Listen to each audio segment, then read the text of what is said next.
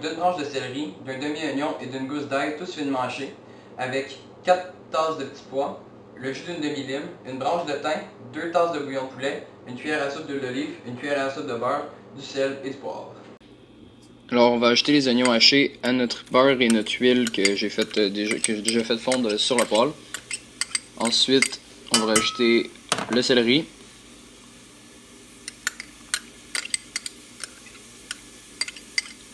l'ail, puis on va bien mélanger pour s'assurer que ça recouvre à peu près également la poêle.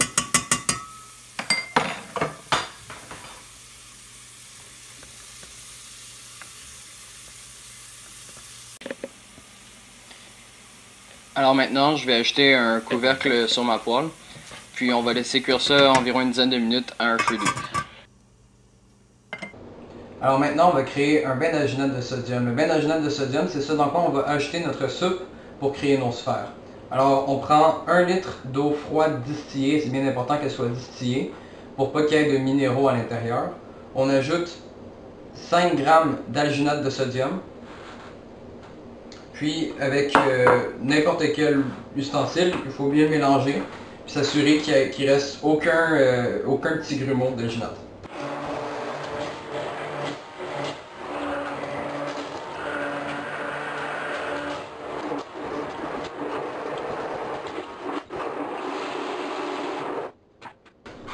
Alors maintenant que le bain d'alginate est prêt, on va aller le porter au réfrigérateur de façon à ce que les bulles d'air qui sont prises à l'intérieur puissent sortir du mélange. S'il reste encore des bulles d'air lorsqu'on insère notre liquide, ce que ça va faire, c'est qu'à la place de couler au fond, il va flotter à la surface, puis ça va empêcher qu'il gélifie uniformément. Alors maintenant qu'on a fait tuer notre céleri, notre oignon et notre ail, on va tout simplement ajouter tous les autres ingrédients, puis le laisser cuire pendant encore environ une dizaine de minutes sur un feu doux. Juste le temps de bien cuire les petits pois pour que ça se mélange bien. Faites-le pas trop cuire longtemps parce que sinon les petits pois finissent par prendre une couleur qui est moins appétissante. Une fois que ma soupe avait cuit avec tous les ingrédients pendant de 5 à 10 minutes, je vais les passer au mélangeur, puis ensuite je vais les passer au tamis pour essayer d'enlever tous les grumeaux que je pouvais. Ensuite, j'ai mesuré 500 ml de la soupe, je vais y ajouter 5 g de lactate de calcium. Le lactate de calcium, c'est l'agent qui va venir réagir avec notre alginate de sodium dans le bain qu'on a préparé plus tôt pour gélifier la soupe.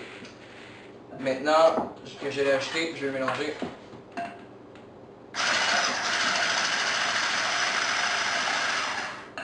Ça se mélange beaucoup mieux que l'alginate, mais il faut quand même s'assurer qu'il n'y ait aucun grumeau restant. Ensuite, je vais faire la même affaire qu'avec l'alginate. Je vais le laisser dans le réfrigérateur pour que toutes les bulles d'air qui sont prises à l'intérieur sortent, pour qu'encore une fois, ça nous permette de limiter les causes d'erreur qui pourraient se passer durant la gélification.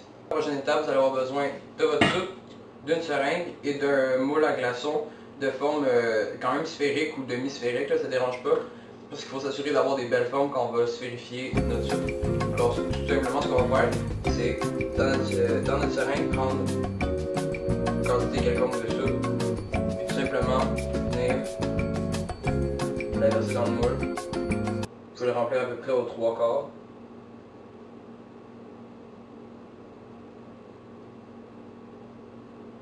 Et ainsi de suite jusqu'à la fin.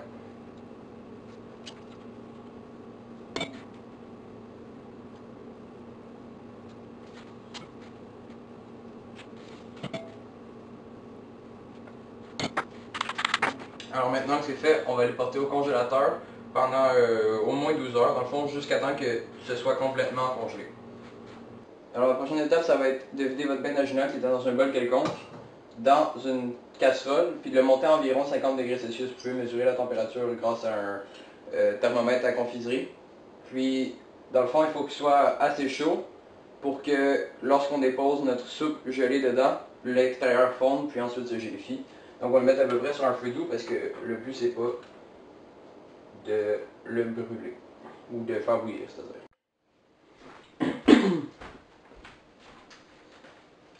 Alors maintenant c'est l'étape la plus compliquée de toute la recette, puis il va falloir faire attention.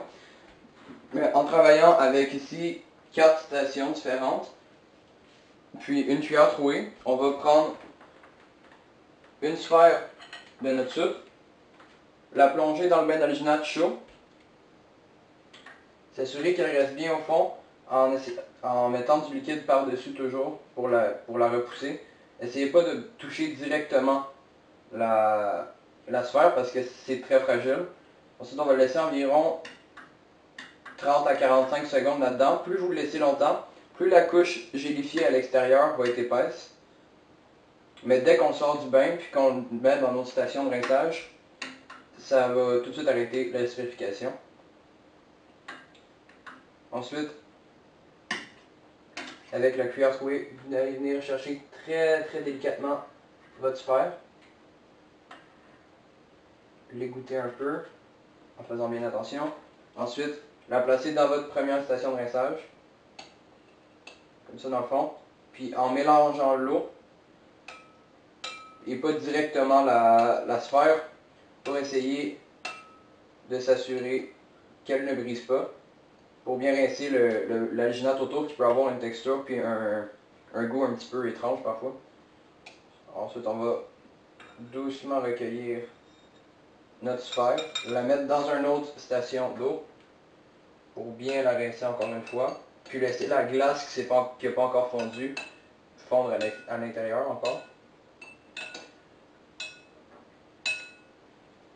Puis ensuite, on va venir la réserver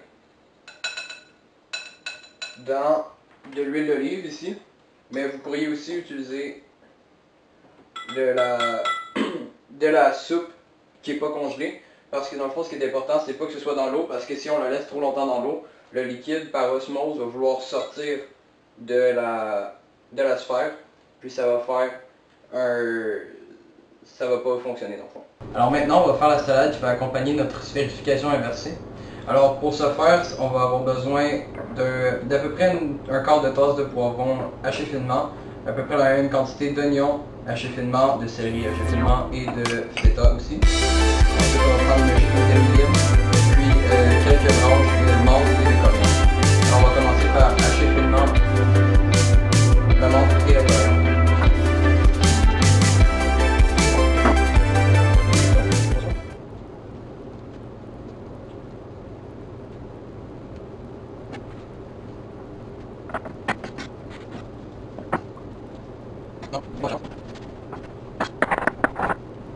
On va ajouter les deux à notre plat ici. Suivi des autres ingrédients. Alors, nos poivrons, l'oignon, le céleri et le feta. On va ajouter un peu de jus de lime.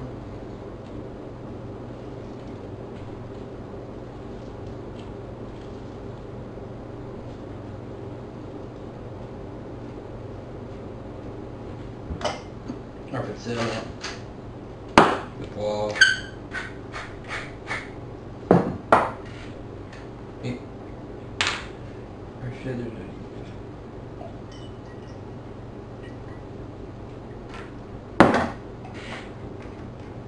On va bien mélanger tout ça ensemble.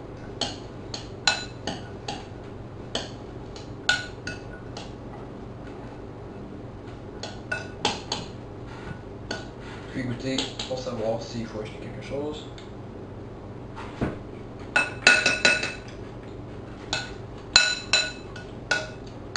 Voilà. On va faire un peu de poivre. Et voilà. Alors, la dernière étape de la recette, c'est tout simplement la présentation. Alors, ce qu'on va faire, c'est qu'on va sortir nos billes de l'huile, les placer un petit peu dans l'eau pour le rincer. En faisant bien attention encore de ne pas brasser directement la bille, mais bien l'eau autour. Ensuite, on va sortir notre bille de ça, un petit peu l'essorer. On va la placer sur notre cuillère de présentation avec un petit peu de la salade qu'on a préparée.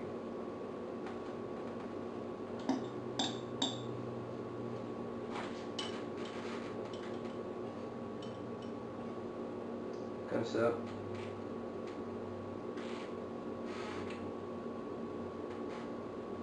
voilà. On va faire la même chose pour l'autre cuillère.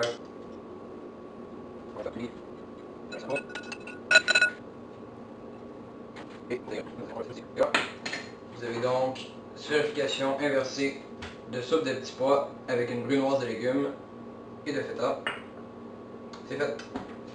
Alors, la technique qu'on utilisait aujourd'hui, c'était la sphérification inversée. La sphérification, en général, ça utilise toujours deux ingrédients actifs, c'est-à-dire de l'alginate de sodium, qui est notre gélifiant, celui qui va faire que ça va tout se tenir, puis le lactate de calcium, qui lui va permettre d'activer notre gélifiant.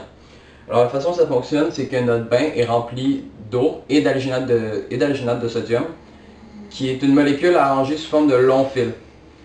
Comme elle est arrangée sous forme de long fil, lorsqu'on va ajouter le calcium, il va pouvoir connecter les fils entre eux, ce qui va créer comme un gros réseau d'alginate, ce qui va le faire gélifier autour de notre sphère. Dans le fond, plus on laisse notre sphère longtemps à l'intérieur du mélange d'alginate, plus la couche de gel va être épaisse, ce qui va faire qu'on peut jouer avec l'épaisseur pour créer différentes textures en bouche. Par exemple, c'est quand même plus agréable de laisser une plus mince couche parce qu'après ça, quand on croque dedans, le gel il fond pas tout de suite. Fait que ça nous laisse une sensation qui peut être parfois étrange dans la bouche.